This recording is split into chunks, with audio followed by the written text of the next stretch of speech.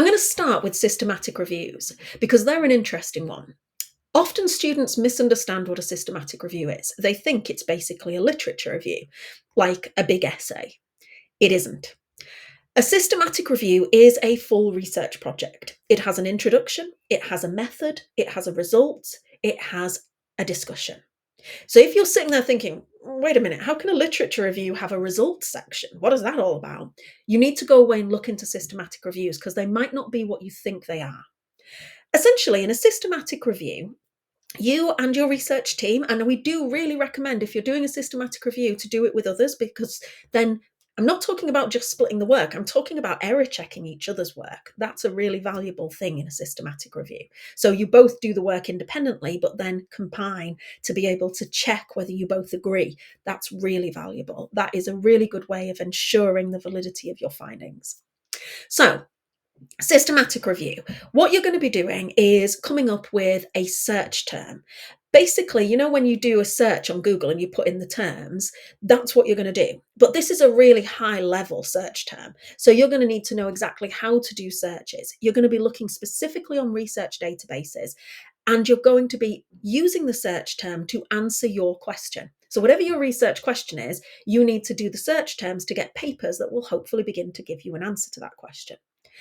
Once you put your search terms in, you're going to get thousands of papers. And then the process, the method of your systematic review is basically how you narrow those thousands of papers down to a small number. Small number could be 10, it could be 100, but you're getting it down to something, a set of papers that specifically focus on the answer to your research question. That process can be done in lots of different ways. One of the most common models is something called Prisma, and it basically is a systematic way to narrow down all of your research into this final set of papers. The final set of papers you then read really thoroughly. If you don't like reading research papers, a systematic review is not for you because you're going to read a lot of them.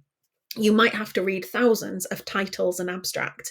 When you get down to the final papers that you read in full, there might be hundreds. So you're going to have to really like reading research. You're going to have to really understand that final set of papers as well. It's not the kind of research where you can just skim over the results. You need to understand the results sections. And then within those final set of papers, you can draw conclusions. So you would analyze those sets of papers to be able to say, well, look, 6 of the papers found this, 7 of the papers found this, 23 found that, and that's your results. You then come to a conclusion in your discussion to answer your research question.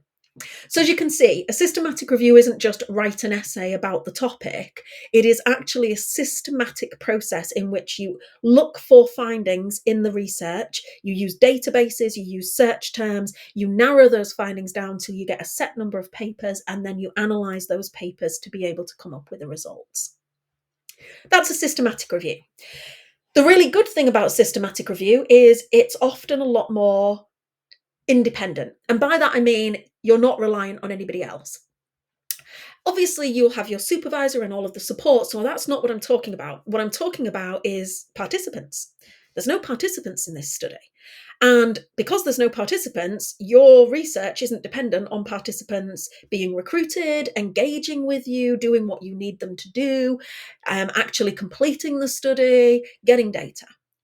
That means that you've not restricted in terms of time. You can get started straight away when you want to get started. If you leave it till the last minute, you're not panicking because you're reliant on getting participants. So it's a lot more within your control.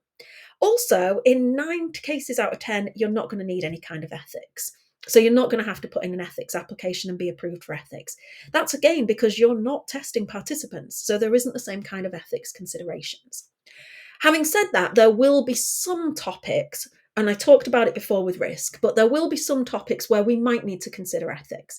So if you're doing a systematic review in child sexual abuse, in terrorism, those kinds of very sensitive topics, we may still need to look at risk. So you will still need to run that past your tutor. But in general, systematic reviews aren't really requiring the kind of ethics scrutiny because you're only looking at legitimate published research. And that's important. You're not searching websites. You're not even searching Google Scholar. You're looking at legitimate published research through legitimate databases on your college or university's server.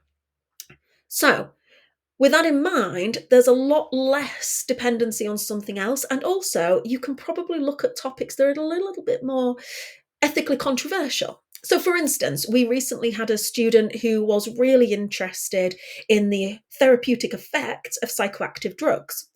Obviously, she could not do a research study looking at the therapeutic effects of psychoactive drugs that involved her actually going out and administering these drugs to clients. That's not to say this kind of research doesn't happen. Of course, it does happen, but it's a massive project. I mean, you'd be talking a multi-million pound grant because of the amount of medical and ethical and moral mitigation that would have to be put in place to support a project of that nature. It would probably run for 5 years. It would be a really intense research project with a lot of resources. It's not suitable for a dissertation, essentially. However, she could do a systematic review on this topic. So she could answer her question by looking at existing published papers and drawing together all of the research to be able to come up with an answer to her research question. So that systematic reviews can be really good for looking at things that are a little bit more ethically controversial without having to have participants, so putting anybody at risk, and can be a lot more reliant on you, not reliant on you getting participants and other people engaging with your project.